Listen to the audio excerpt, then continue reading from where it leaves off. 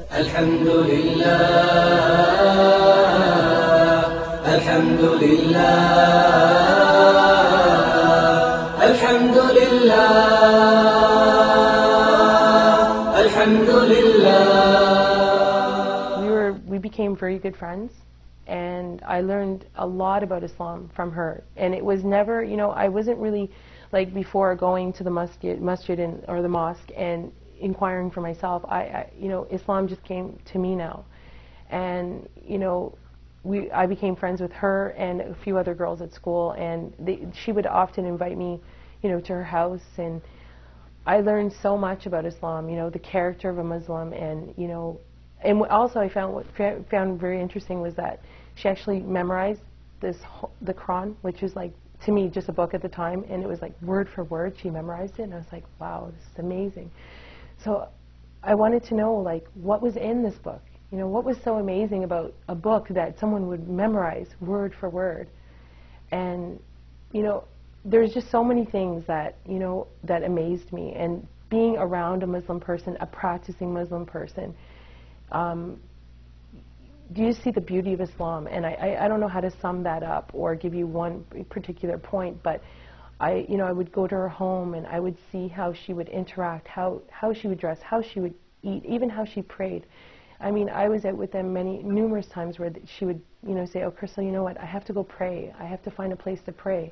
I found that amazing. Like, you're just going to stop and it was winter time, freezing, and they were just a big support for me, especially at the time when I had nobody, And to be honest, I still wasn't interested in converting to Islam at all. I just said, nice religion, but not for me.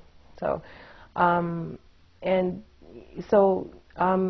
after I had my daughter, I started realizing, like, what am I going to teach my daughter? Like, what am I going to teach my daughter? Like, how am I going to grow my daughter up?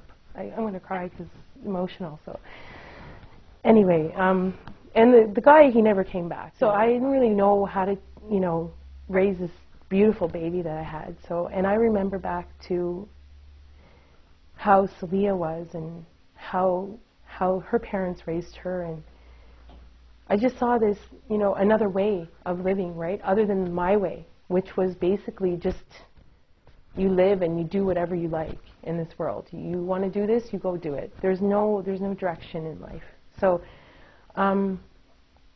I decided to look more into Islam at that point on my own, So Celia now got pregnant, and she started working at the masjid, just not far from here. And I said, well, Celia, I'm going to pop over, and every day, because I was home with my daughter, and I said, let me just come over and we'll talk about the Quran. I want to know more about it. It was hard. It was hard to find the concept of what is God. And from these experiences that I had at the masjid, I came to realize that there was a God. And one day I decided to go to the mosque. My daughter was 6 months at this point, and I was there and I was in the room, and I was serious. I really wanted to know about this religion before I converted, because I never was baptized before. I never had any conversion to any religion. So I wanted to find out, really, was this for me?